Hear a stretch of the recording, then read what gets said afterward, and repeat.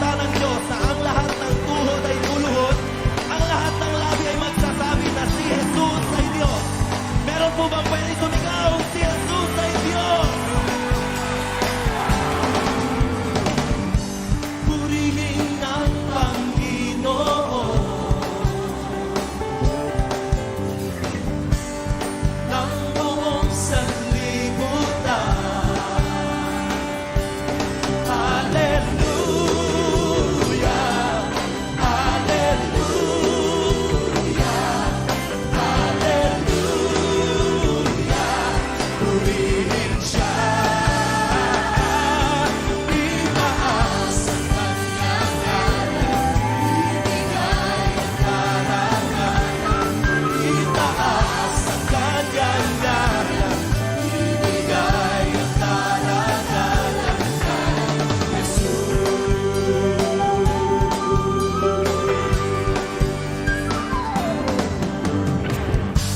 Purihin ang Panginoon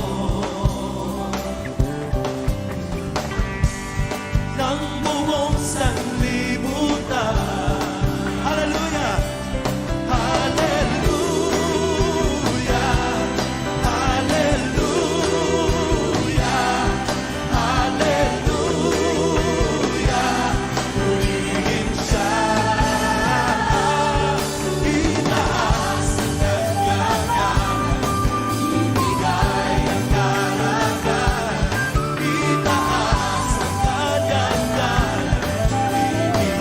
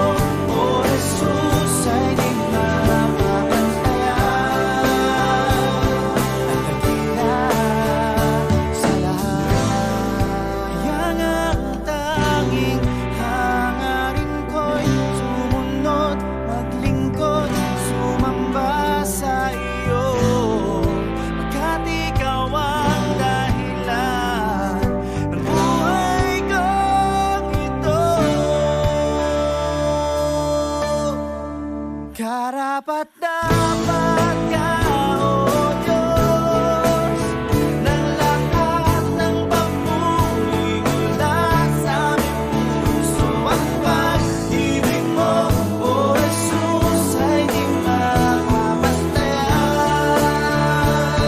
At dakila, karapat dapat ka, O Diyos, ng lahat ng papuri mula sa aming puso. Ang pag-ibig mo, O Jesus, ay di mapapatayan.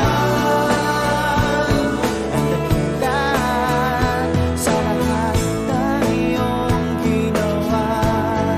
Ikaw ay purihin sa lahat. Oh, sa lahat. Ikaw ay purihin sa lahat.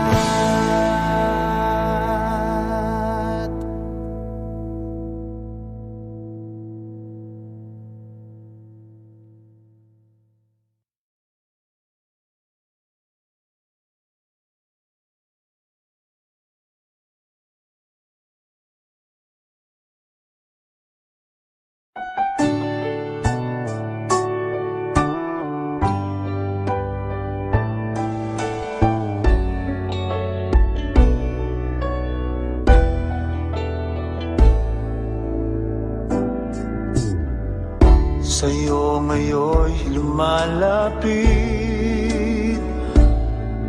nagpapakumbaba, nananabik sa bawat yakap mo. Ako sa'yo'y nasasabi, inaasam-asam na maranasan ko ang kalapitan mo. Ikaw ang tanging kailangan ko, wala nang iba.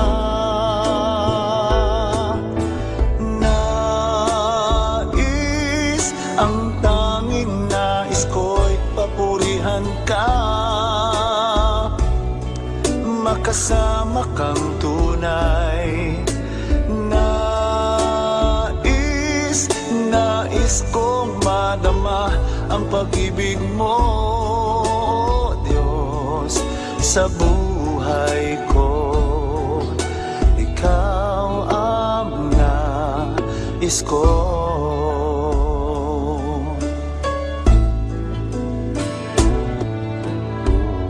Sa'yo ngayon'y lumalapit,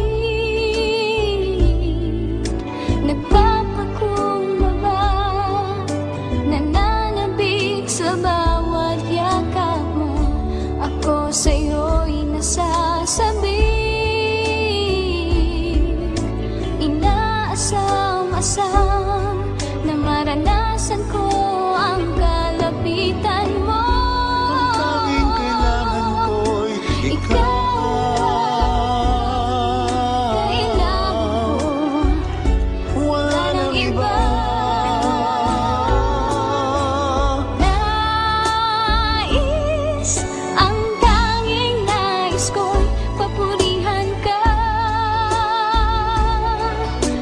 Kasama kang tunay. Nais kong madama ang pag-ibig mo, O Diyos, sa buhay ko. Sa buhay ko, ikaw ang nais ko.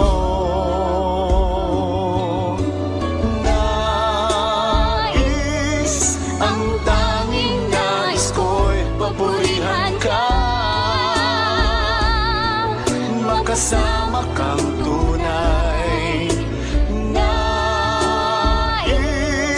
Nais kong madama ang pag-ibig mo, Diyos, sa buhay ko. Ikaw ang nais ko.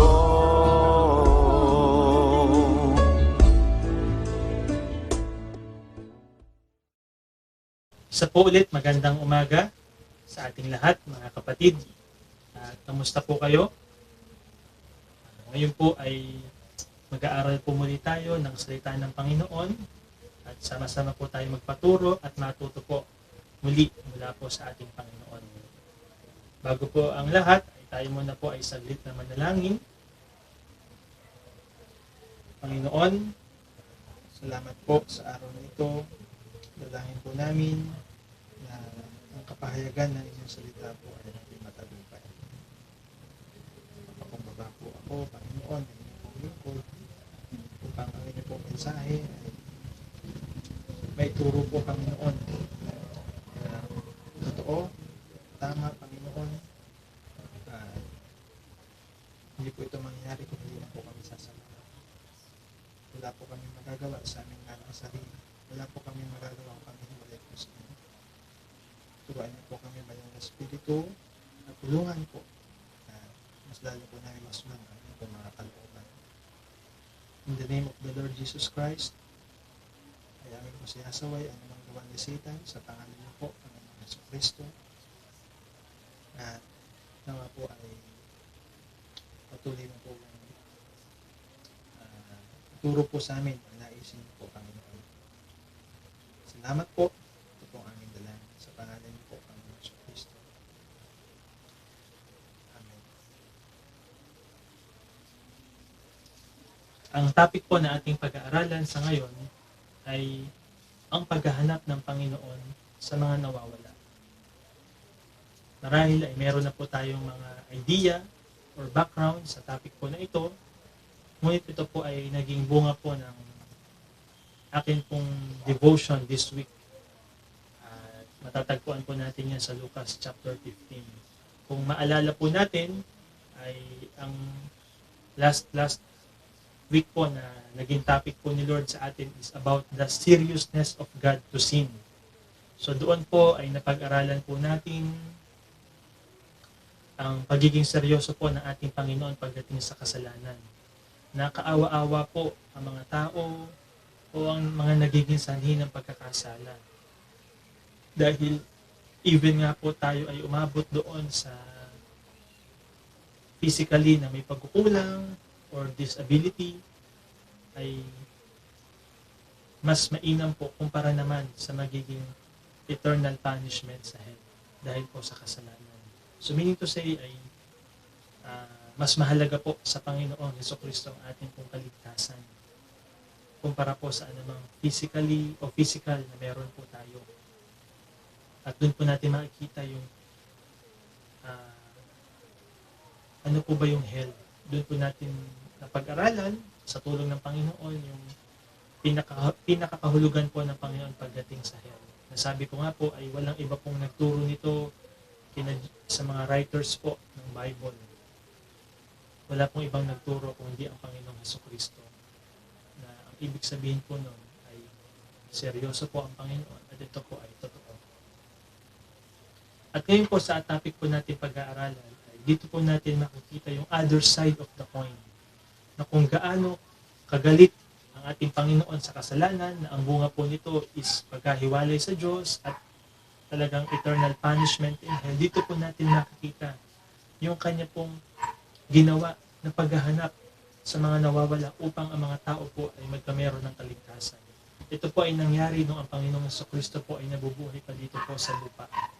Pinababasa po natin sa Lucas chapter 15. Na hinanap po ng Panginoon ang mga nawawala, ang mga naliligaw, upang ito po mga to ay maligtas. So bago po natin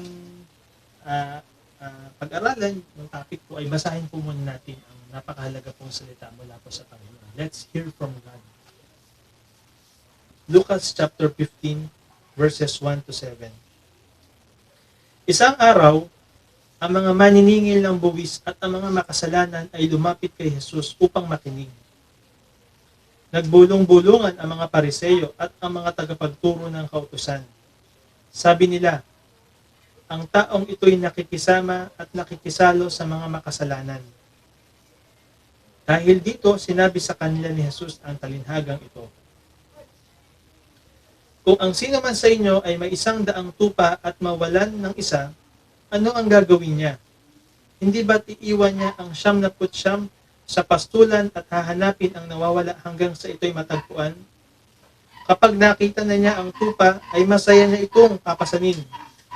Pagdating sa bahay, aanyayahan niya ang kanyang mga kaibigan at mga kapitbahay at sasabihin sa kanila, "Makipagsaya kayo sa akin dahil nakita ko na ang tupa kong nawawala." Sinasabi ko sa inyo, magkakaroon ng higit na kagalakan sa langit dahil sa isang makasalanang tumatalikod sa kasalanan kaysa sa 99 na matuwid na di nangangailangan magsisi. So dito po sa istorya po na ito ay makikita po natin una sa lahat, yung sabi ko nga po, yung pagpapahalaga po ng Panginoon sa nawawala o sa mga naliligaw. Na ang naisin po niya ay walang iba kundi ang sila po ay maligtas. Makapagsisi, tumalikod sa kasalanan, at matagpuan po nila ang kaligtasan. Nagpasimula po ang kwentong ito nung ang Panginoong Hesukristo po ay nilapitan ng mga maniningil ng buwis at mga makasalanan. So alam naman po natin na ang mga maniningil ng buwis during that time ay tinuturing nilang makasalanan sapagkat sila po siguro ay sabihin natin yung word na mga corrupt o mga kurakot na meron po siguro silang nakukurakot sa kanilang pagkuha ng mga buwis sa mga tao.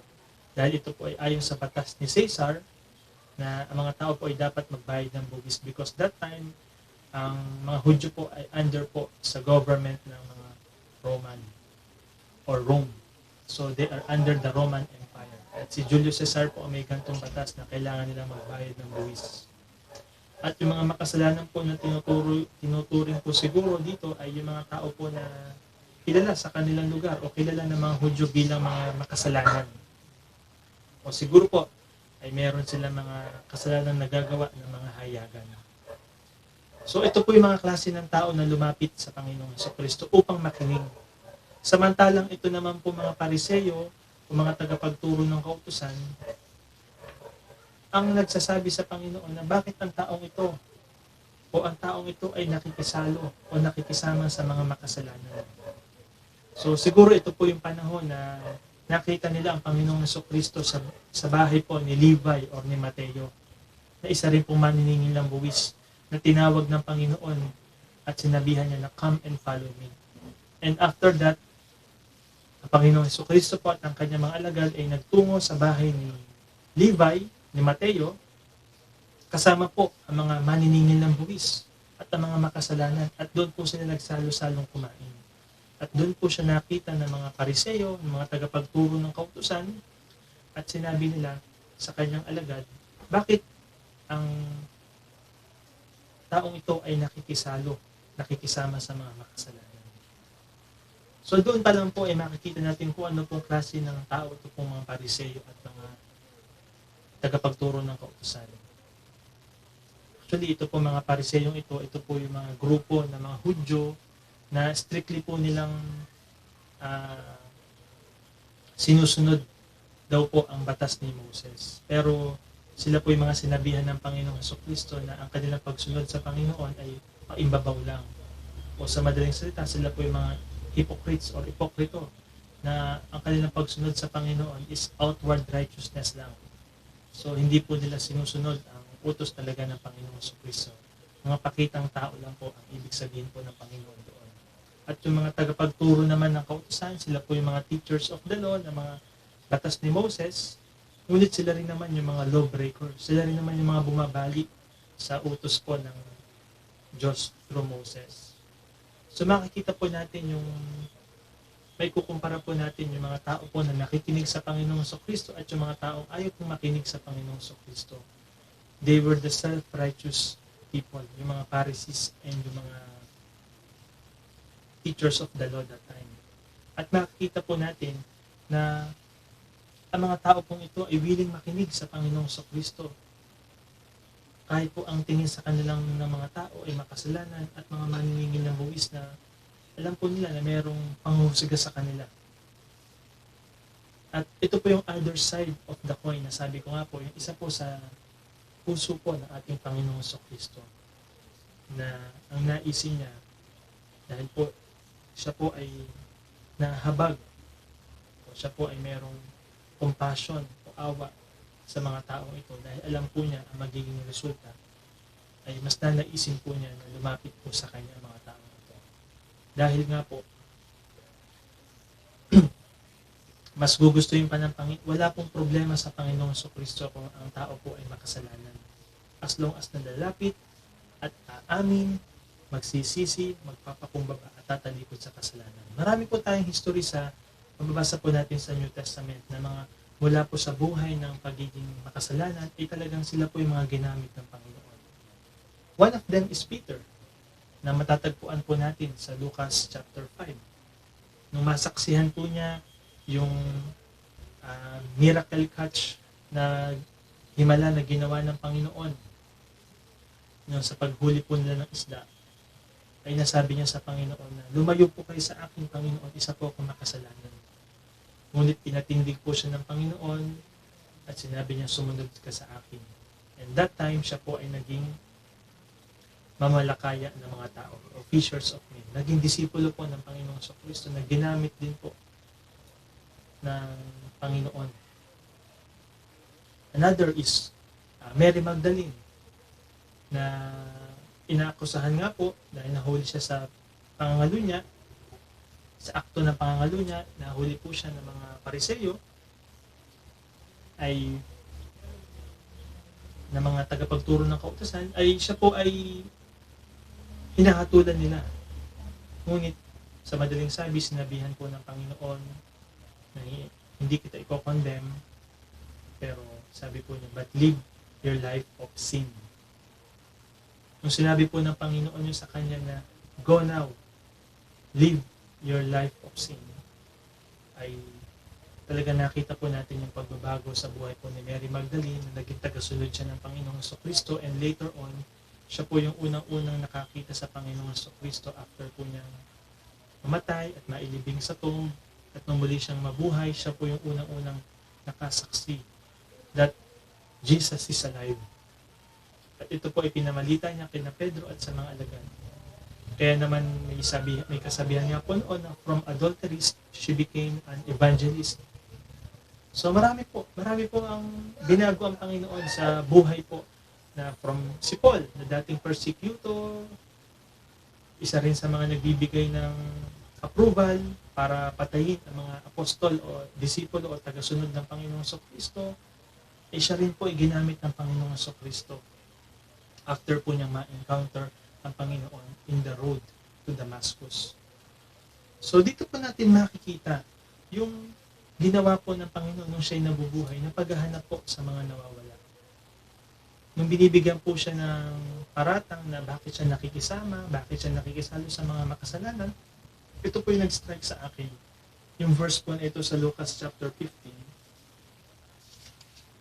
na sinabi po ng Panginoong Jesucristo na, kung sino man ang sa inyo ay may 100 tupa at mawalan ng isa, ano ang gagawin niya? Hindi ba't iiwan niya ang 99 sa pastulan at hahanapin ang nawawala hanggang sa ito'y matagpuan? Ito po yung nag-strike sa akin, na kung ang Panginoong Jesucristo po that time, nung nabubuhay siya, ay talagang hinahanap po niya yung mga nawawala at naliligaw, ay ganun din po yung maging implication po nawa sa atin. And at the same time, application po sa atin, na yung mga tao po na naituturing natin na minsan ay talagang makasalanan, o tingin natin parang sakit sa ulo, sakit ng lipunan, minsan parang walang pag-asa, ay ito po yung mga tinutukoy ng Panginoon na nawawalang tupa, na gusto po ng Panginoon na mahanap at matagpuan. Ito po yung nararamdaman din po ng Panginoon doon po sa Mateo. Kung maalala po natin chapter 9, nung makita po niya mga tao na mga helpless at harassed. Buksan po natin saglit sa Matthew chapter 9. Nakikita po natin kung gaano po ang puso ng Panginoon.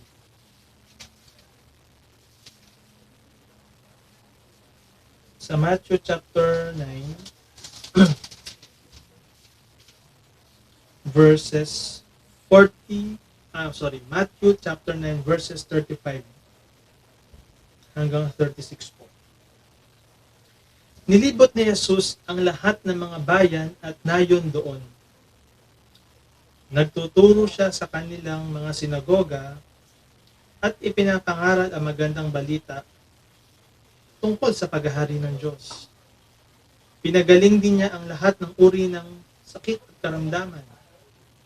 Nang makita niya ang napakaraming tao, nahabag siya sa kanila sapagkat sila'y litong-lito at hindi alam ang gagawin. Parang mga tupang walang pastol. Ito po'y naramdaman po ng Panginoon nung makita po niya mga ganitong klaseng tao na napakarami, libo-libo. Nahabag po siya sa mga taong ito sapagkat ang mga taong ito ay litong-lito at hindi alam ang gagawin para silang mga tupang walang pastol. Ito po'y naging puso ng Panginoon sa mga taong ito. Nahabag po siya. Kaya naman po sa atin, sa mensahe ng Panginoon sa atin sa umagang ito,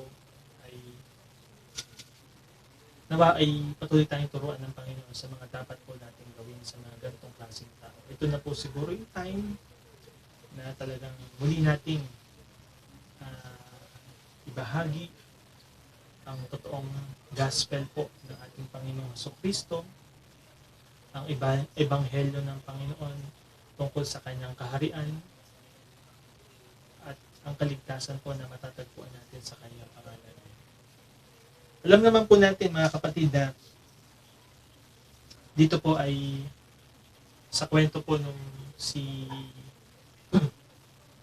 Lord po ay mapunta sa bahay ni Mateo at iyanong ng mga Pariseo at mga tagapagturo ng kautosan ng kanyang mga alagad kung bakit siya nakikisalo at nakikisama sa mga makasalanan. Ano po ba ang sinagot ng Panginoon sa kanila? Ang sabi pa ng Panginoon sa kanila, narinig sila ni Jesus at siya ang sumagot, hindi na ngailangan ng manggagamot ang walang sakit, kundi ang may sakit. Humayo kayo at unawain ang kahulugan nito. Habag ang nais ko at hindi handog. Sapagkat naparito ako upang tawagin ang mga makasalanan, hindi ang mga matuwid. Sabi ko nga po, ito bang mga Pariseyong ito, na parang ang gusto nila lagi ay pagsunod sa batas, na sila yung mga nagko-condemn o nagbibigay ng hatol o tumatapos sa buhay ng mga tao. Pero ang sabi ng Panginoon, ang nais ko'y habag. Mahabag kayo sa kanila. Ako'y nahahabag sa kanila. Habag ang nais ko, hindi ang inyong mga handog. At ang mga tao kung may sakit na ito na tinuturing ng Panginoon, mga litong-lito, mga nawawala, naliligaw, hindi alam ang gagawin, sila po'y nangangailangan ng ating Panginoon sa Kristo. Kaya sabi ng Panginoon, naparito ko upang tawagin ang mga makasalanan into repentance. So, magkameron po tayo ng wrong implication na bakit ganoon? Hindi na ba tayo mahalaga sa Panginoon? Tayo mga Kristiyano? Nagsusumikap? Nagpe-persevere na sumunod sa Panginoong Jesucristo?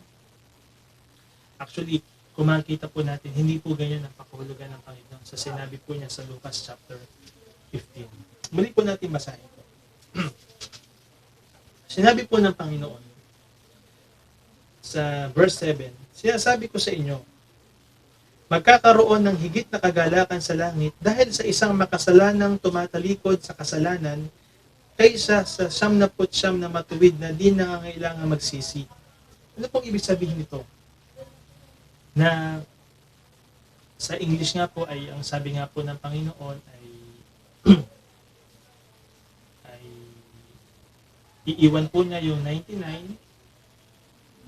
na righteous at hanapin po niya yung mga sinners, and there is much more rejoicing in heaven over one sinner who repents than 99 righteous na hindi nagsisi.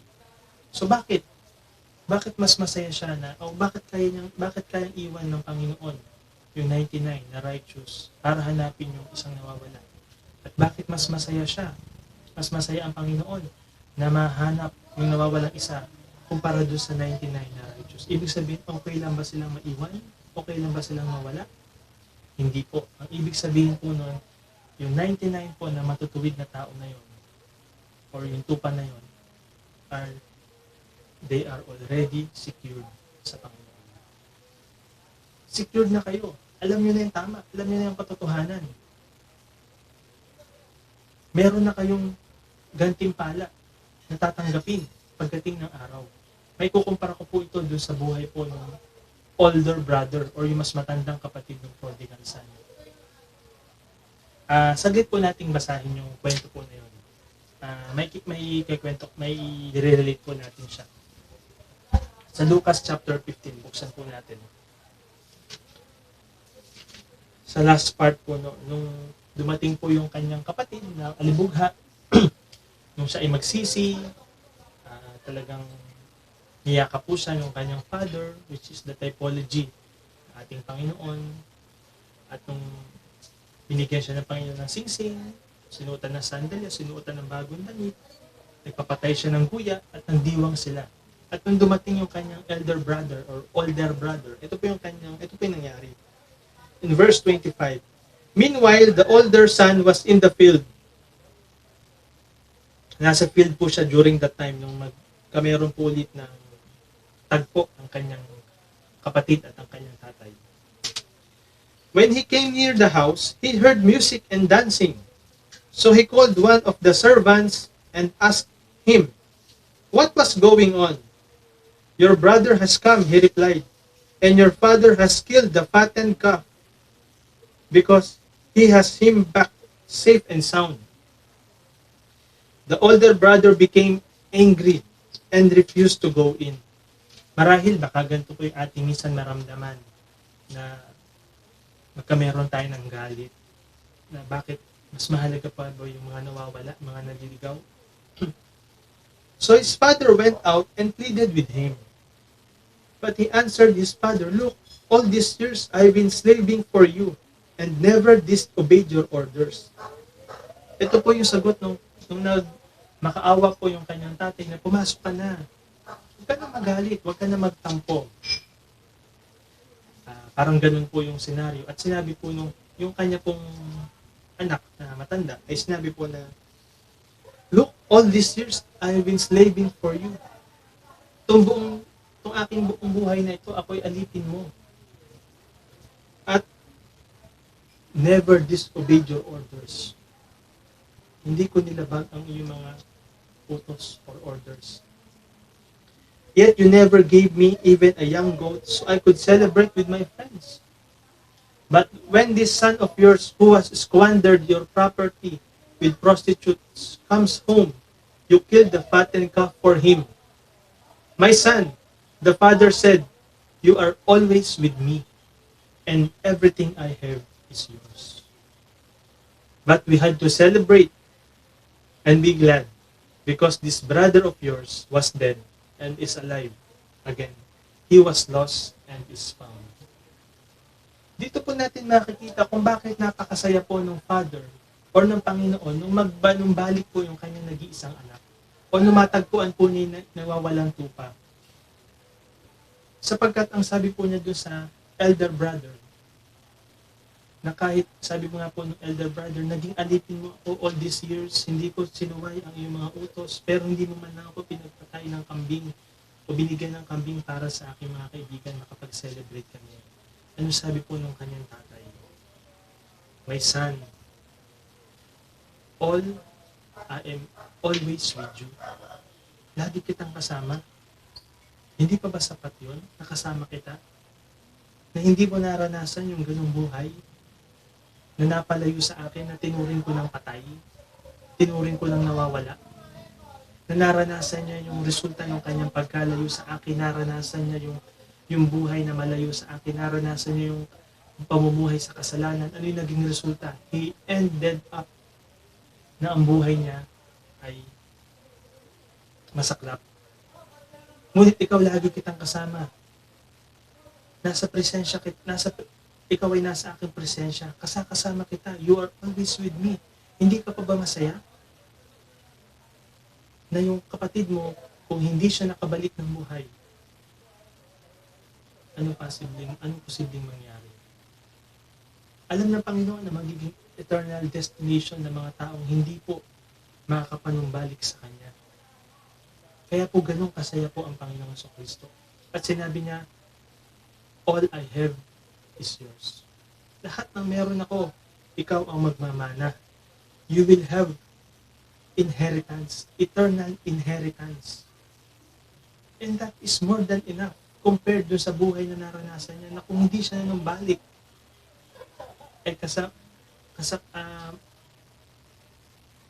hindi siya nanumbalik sa akin, ay talagang ang sasapitin po niya ay kasaklap-saklap. Kaya po talagang tuwang-tuwa po yung father na tinuring na niyang patay dahil sa kasalanan. Tinuring niya niyang patay dahil malayo na sa kanya. Hindi siya physically pampatay, buhay pa siya. Pero dahil nga sa pagkahiwalay, dahil sa kasalanan, ay tinuring na siyang patay ng kanyang father. Pero yung isang alibugang, yung isang older brother, yung kanyang younger brother, yung kanya naman, yung pangako naman sa kanyang tatay na I am with you always. Nasa presensya na kita. Bakit? Because you always obeyed my orders. Slave, alipin kita at naglilingkuran mo ako. Hindi ka sumusuway sa utos ko. Is that a good disciple? Yes. Isang alipin ng Panginoon na laging sumusunod sa Kanya. At yun po ang reward mo. You are always with me. And all I have is yours. That's more than enough. Kaya po sabi nga po dito sa prodigal son, sa nawawalang tupa, na pag natagpuan ng Panginoon yung isang nawawalang tupa, ano pong sabi? Kapag nakita na niya ang tupa, ay masaya niya itong papasanin. Sabi nga po ay sa kanyang arms, talagang masaya-masaya niya papasanin ang kanya pong nawawalang tupa. Na sabi po dito, pagdating sa bahay, aanyayahan niya ang kanyang mga kaibigan at mga kapitbahay at sasabihin sa kanila, makipagsaya kayo sa akin dahil nakita ko na ang tupa kong nawawala. Sinasabi ko sa inyo, magkakaroon ng higit na kagalakan sa langit dahil sa isang makasalanan tumalikod sa kasalanan kaysa sa 99 na matuwid na di nangangailangan magsisi. Yung saya po ng Father, yung saya po ng Panginoong Kristo na matagpuan niya yung kanyang nawawalan tupa. Yung mga taong wala pong relasyon sa Panginoon, yung mga tao po na nalilito, naliligaw, hindi alam ang kanilang gagawin. Yung tinuturing po ng mundo na makasalanan. Yung tinuturing po ng mundo na minsan ay kala natin ay katapusan na niya. Pero sa Panginoon ay nais po niya itong hanapin. Kaya po dito po natin nakikita na talagang totoo nga po yung sabi po ni Pedro, talagang binibigyan niya ang bawat isa ng Panginoon ng bawat isa ng pagkakataong magsisi. Ayaw niya ng bawat isa ay mapahamak. Saglit po natin buksan ang isa pong verses na yun na sa 2 Peter po. 2 Peter chapter 3 verse 9. Ang Panginoon ay hindi nagpapabaya sa kanyang pangako, gaya ng inaakala ng ilan. Sa halip, nagbibigay siya ng pagkakataon sa lahat, sapagkat hindi niya nais na may mapahamak, kundi ang lahat ay makapagsisi at tumalikod sa kasalanan. Ayaw niya na ang bawat isa ay mapahamak, kaya binibigyan nga po niya ng pagkakataon na makapagsisi at tumalikod sa kasalanan at maligtas. Ayaw niya po na mapahamak. Kaya kung titignan po natin dito, ay ganun po yung galak ng isang tatay na nawalan ng anak na numbalik po sa kanya. At yung nawawala pong tupa na kanyang nahanap na talagang papasanin po niya sa kanyang arms. At masaya-masaya niyang ipamamalita sa kanyang mga kaibigan, sa kanyang mga kapitbahay na makigalak kayo sa akin sapagkat natagpuan ko ang aking nawawalang tupa. And there will be more rejoicing in heaven over one sinner who repents. Talagang grabe po na may isang tao magsisi, may tao po tayong maakay sa Panginoon, magsisi, tumalikod sa kasalanan. Ganun po mararamdaman ng ating Panginoon at ng mga libo-libong anghel sa kalangitan. Kaya nga naman po ay ito po yung pinaka naging mensahe po ng Panginoon sa atin dahil ang paghahanap ng Panginoon sa mga nawawala. So, alam po natin na ang Panginoong Kristo ay nasa heaven na. He is sitting now at the right hand of God. Nakaupo siya ngayon sa trono ng Diyos, sa kaharian sa langit. At yung kanyang mga alagad ang binigyan niya ng gantong tagubilin na humayo kayo at gawin yung alagad ko ang lahat ng bansa. Bautismuhan ninyo sila sa pangalan ng Ama, ng Anak at ng Espiritu Santo at turuan silang sumunod sa lahat ng ipinag-uutos ko. At ako'y kasama ninyo hanggang sa katapusan ng daigdig. So, ito po yung binibigay po ng Panginoon sa atin na when the Holy Spirit came sa ating buhay, ma-share natin yung gospel tungkol sa kaharian ng Diyos or yung gospel ng Panginoong Jesucristo. At ito po yung kung makikita po natin na ganun po kahalaga sa Panginoon yung binigay po niyang tagubilin sa mga kanyang alagad. Sapagkat dito po nakasalalay ang ikaliligtas po ng mga tao. Sabi nga po ng Panginoon sa kanya pong salita sa Marcos chapter 16 verse 15 ay mga kapatid, humihingi po ako ng paumanhin sa inyo sa mga ingay na naririnig niyo po dito po sa labas sapagkat ay hindi po namin sila makontrol. Meron po silang mga sariling buhay. Talagang ang kanila pong pag-iingay ay nakakasagabal po, honestly. But I need to focus sa salita po ng Diyos, sa mensahe po ng Panginoon. Ayoko pong mawala po sa time o momentum ng paghahayag po ng salita ng Diyos. So sa Marcos chapter 16 verse 15 ay ito po yung sinabi ng Panginoon sa kanyang mga alagad. At sinabi ni Jesus sa kanila, humayo kayo sa buong mundo at ipangaral ang magandang balita sa lahat ng tao. Preach the good news to all creation. So at tayo daw po'y humayo sa buong mundo at ipangaral ang magandang balita sa lahat ng tao. So lahat ng tao ay pahayagan po natin ng magandang balita ng Panginoon. Kaya nga po ang huli din pong sinabi ng Panginoon sa kanyang mga alagad, may i-connect na po ito sa Mateo 28, 19 to 20, na humayo kayo at gawing alagad o lahat ng bansa. Ito rin po, humayo kayo at ipangaral ng magandang balita sa lahat ng tao. At maging sa Lucas, ay yun din po ang kanyang huling tagubilin. Sa Lucas 24 ay sinabi po ng Panginoon na sinabi niya sa kanila, ganito ang nasusulat, kinakailangan magdusa at mamatay ang Kristo at pagkatapos siya'y muling mabubuhay sa ikatlong araw. Ito po. Sa kanyang pangalan, ang pagsisisi at kapatawaran ng mga kasalanan ay dapat ipangaral sa lahat ng mga bansa magmula sa Jerusalem. Ito po. Kayo ang mga saksi sa mga bagay na ito, sabi po niya sa kanyang mga alagad. Tandaan ninyo, isusugo ko sa inyo ang ipinangako ng aking Ama. Kaya't huwag kayong aalis sa Jerusalem hanggat hindi kayo napagkakalooban ng kapangyarihan mula sa langit. Ito po yung sa Acts chapter 1 verse 8, when the Holy Spirit came upon you, you shall be my witnesses sa Jerusalem, sa Judea, at sa lahat ng panig ng bansa. Ito po yung sinabi ng Panginoon. Talagang hindi po natin ito kayang ipangaral sa ating ganang sarili. We need the power, the Holy Spirit. At ito po yung mensahe na ipapangaral natin, na ang kapatawaran sa kanyang pangalan, ang pagsisisi at ang kapatawaran ng mga kasalanan ay dapat ipangaral sa lahat ng bansa magmula sa Jerusalem.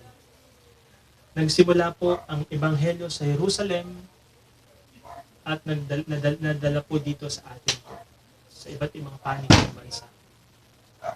And that is what we need to do, especially in these last days. na ang Panginoong Hesukristo po ay hindi nga po babalik hanggat hindi na ipapangaral ang gospel of the kingdom of God. Makikita po natin mga kapatid, kahit po ang mga apostol ng Panginoon nung sa Book of Acts ay they are preaching repentance po sa mga tao.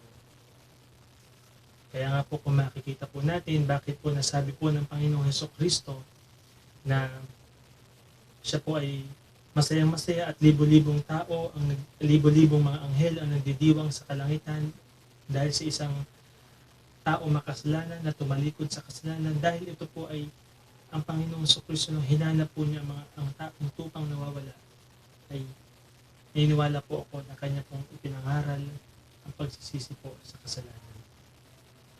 Sapagkat hindi po maiisip ng tao na magsisi, hindi po maiisip siguro po ng mga tao na magbalik loob sa Panginoon, magsisi sa mga kasalanan, talikuran nito at sumunod sa Panginoon kung hindi po ipapangaral po.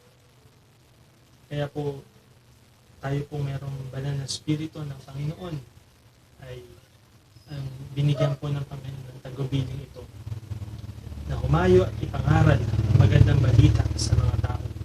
Kagaya nga po ng ginawa po ng mga apostol, especially po si Peter at maging si Paul. Tingnan na lang po natin yung mga dalawa sa mga pagtuturo po ni Apostle Paul sa Book of Acts. Sa Gawa chapter 20, verse 21, at ito po yung sabi po ni Apostle Paul.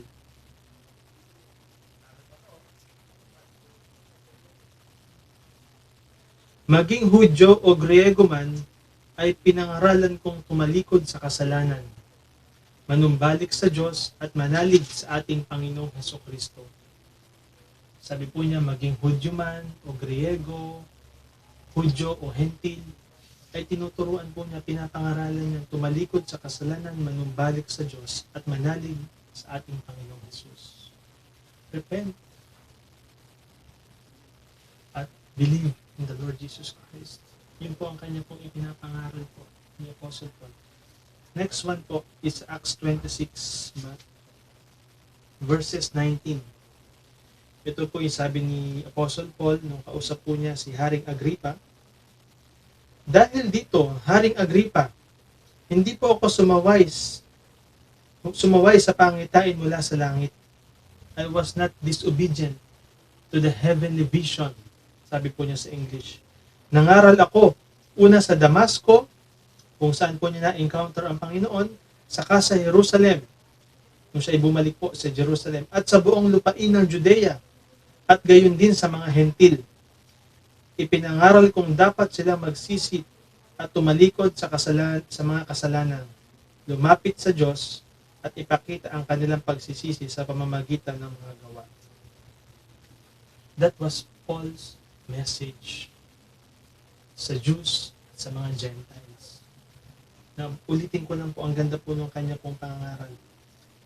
Ipinapangaral kung dapat sila magsisi at tumalikod sa kanilang mga kasalanan, lumapit sa Diyos, at ipakita ang kanilang pagsisisi sa pamamagitan ng mga gawa.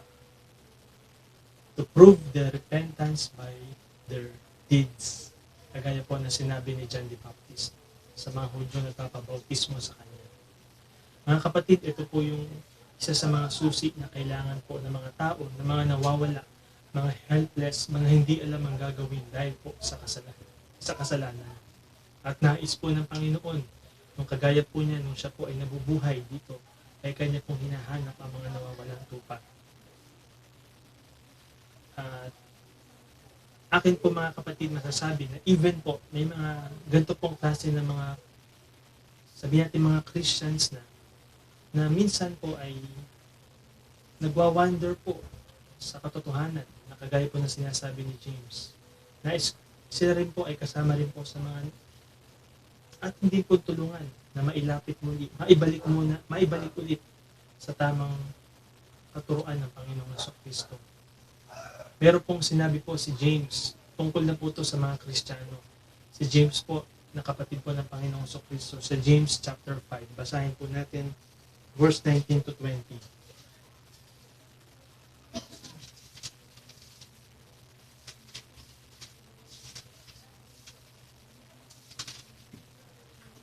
Mga kapatid, kung may kapatid kayong, may kapatid na raw po, kung may kapatid kayong nalilihis ng landas at may isa namang umakay sa kanya upang magsisi, ito ang tandaan ninyo.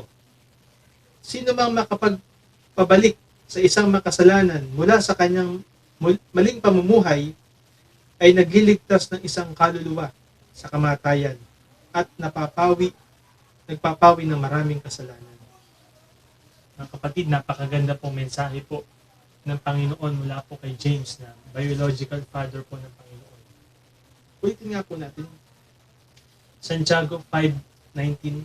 Mga kapatid, kung may kapatid kayong nalilihis ng landas at may isa namang umakay sa kanya upang magsisi, ito ang tandaan ninyo.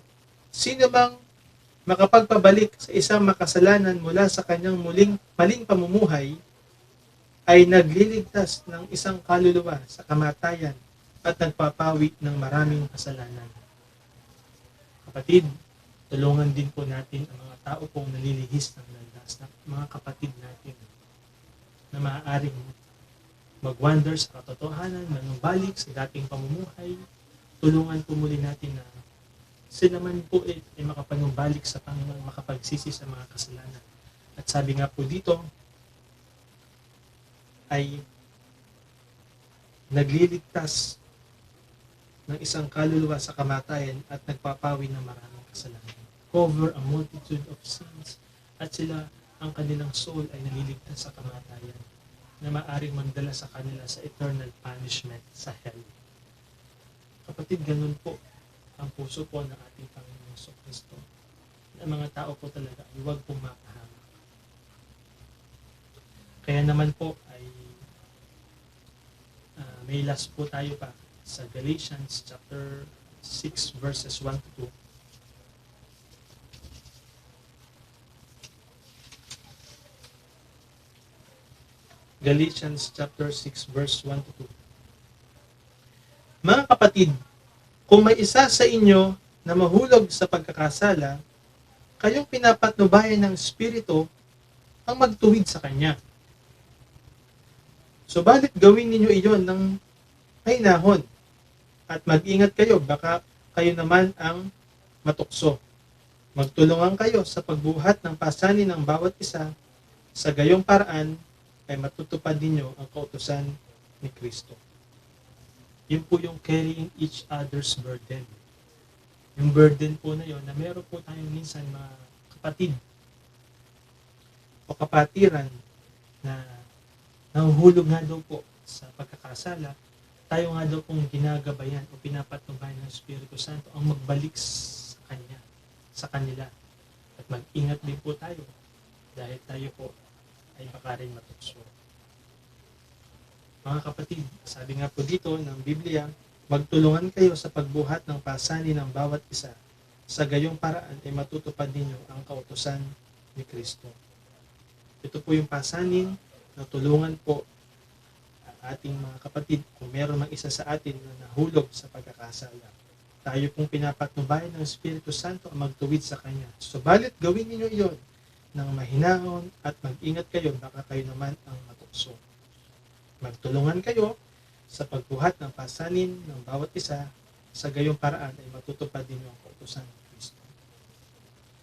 Kapatid, napakaganda po ng mga katuruan po ng Panginoong Kristo. It is the heavens principle na tinuturo ng Panginoong Kristo.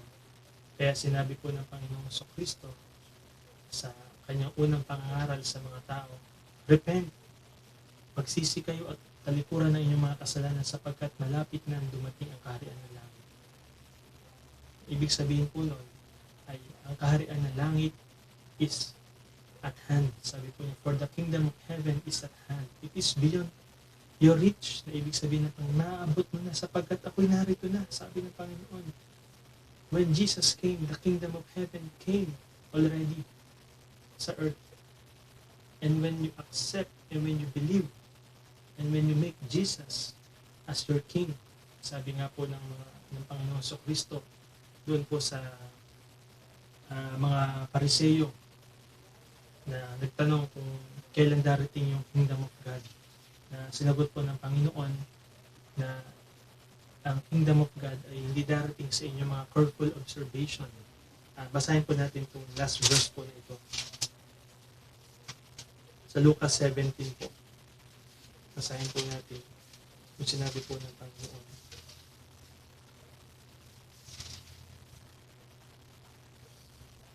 Ito po. Minsan si Jesus ay tinanong ng mga Pariseo kung kailan darating ang kaharian ng Diyos.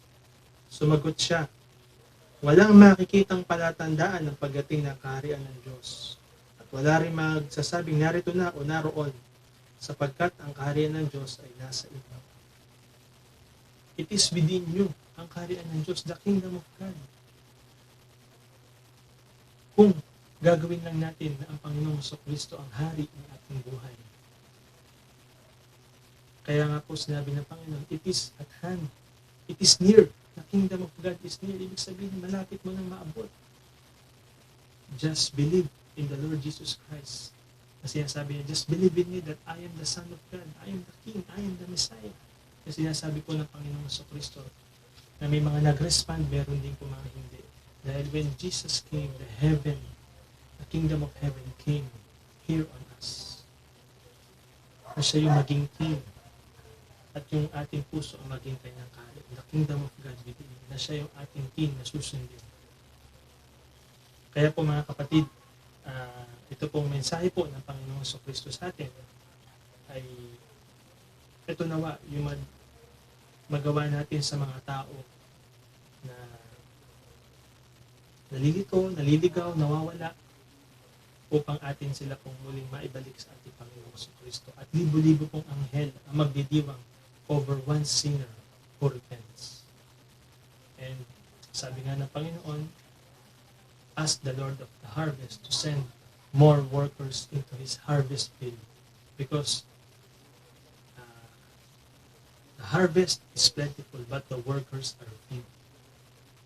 Let us ask the Lord na talagang magamit tayo ng Panginoon sa kanyang harvest field sapagkat marami pong aalit sa ating Panginoon Kristo na mga tao na nawawala na muling maibalik natin sa Panginoon Kristo sa pagsisisi sa kasalanan, talikod at muling pagsunod sa Panginoon. Salamat po mga kapatid. At nawa po ang mensahe nito ay patuloy na maging meditation natin, maging bulay-bulay natin, at ang banal na Espiritu po ang bahala na magturo po at magpaalaala po nito lahat sa atin. Tayo pong lahat ay manalangin. Salamat po, aming Ama, sa inyo pong mensahe sa araw na ito. Nawa po ang inyo pong mensahe kung paano po hinanap ang mga nawawala ay maging laman din po ng aming puso, maging drive din po ng aming puso. Holy Spirit, ikaw po muli ang mag-remind sa amin, sa inyong mga tagubilin na humayo at ipangaral ang inyong magandang balita sa lahat ng tao. At ang mga tao ay turo ang magsisi, tumalikod at tumbalik po sa inyo, kagaya ng mga apostoles po, Panginoon. Panginoon, sa inyo po namin pinagkakatiwala ang buong linggong ito. Samahan niyo po kami, Panginoon, ingatan sa pagkat apart from you, we can do nothing. Wala po kami magagawa kung kami himalay sa inyo. Wala po kami magagawa sa ating ganang sarili. Patubayan niyo po kami, Panginoon. Patulungan po ng bawat isa po. Ay, kapag tulungan po kami, madala po namin ang pasanin ng bawat isa, maakay po namin ang mga tao po muli pabalik sa inyo. Naging aming sarili ay nakapamuhay kami na ayon po sa inyong kalooban. Salamat po. Purihin ka po. Sa inyo lamang po ang aming pasasalamat, papuri at pagsamba, pagluwalhati ay hanggang. Sa pangalan ng Ama, ng Anak, ng Espiritu Santo, sa pangalan niyo po, Panginoon Kristo. Amen.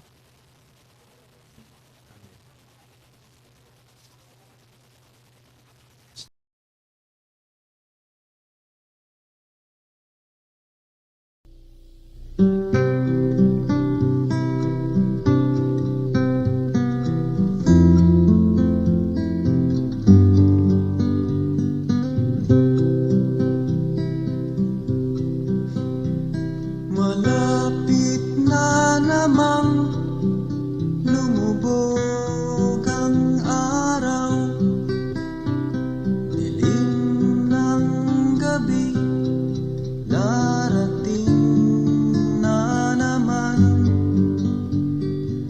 Sa paghimlay mo, isip mo'y naglalakbay, nakatanaw sa kawalan. Lumipas na naman ang isang araw sa buhay. Takbo ng buhay mo'y di mo na mamalayan. Sa bawat sandaling darating at papanaw, buhay mo'y tila parang kulang. Kayamanan at lahat ng kalayawan, wala pala itong kabuluhan. Kung si Kristo ay wala pa sa iyong buhay, para kang isang tupang ligaw.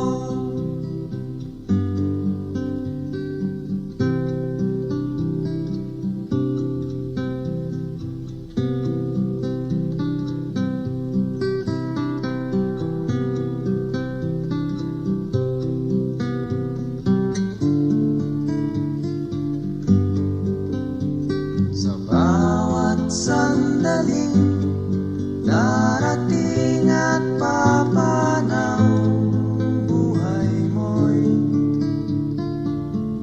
tila parang kulang. Kayamanan at lahat ng kalayawan, wala pala itong kabuluhan. Kung si Kristo ay wala pa sa iyong buhay, para kang isang tupang ligaw. Kayamanan at lahat ng kalayawan, wala pala itong kabuluhan. Kung si Kristo ay wala pa sa iyong buhay, para kang isang tupang ligaw. Para kang isang tupang ligaw. Para kang isang tupang ligaw.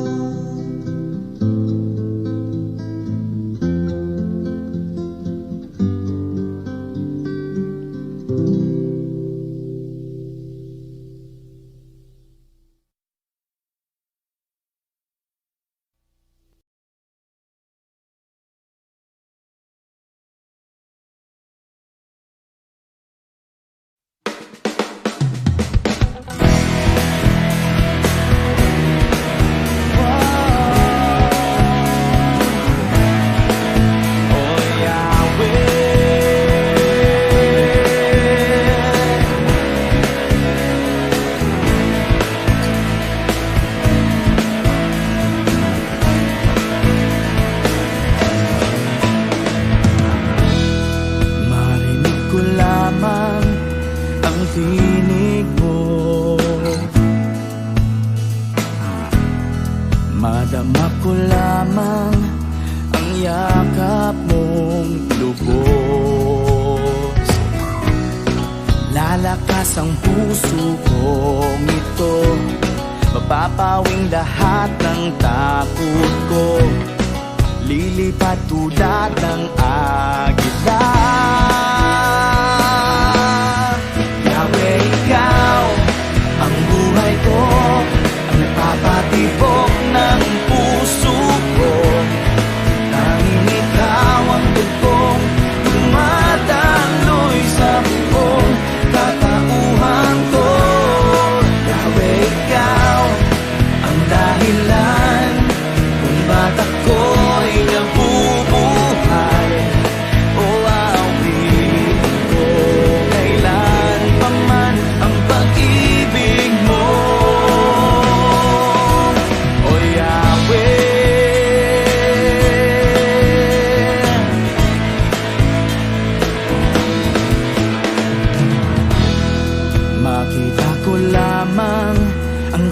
kagandahan mo.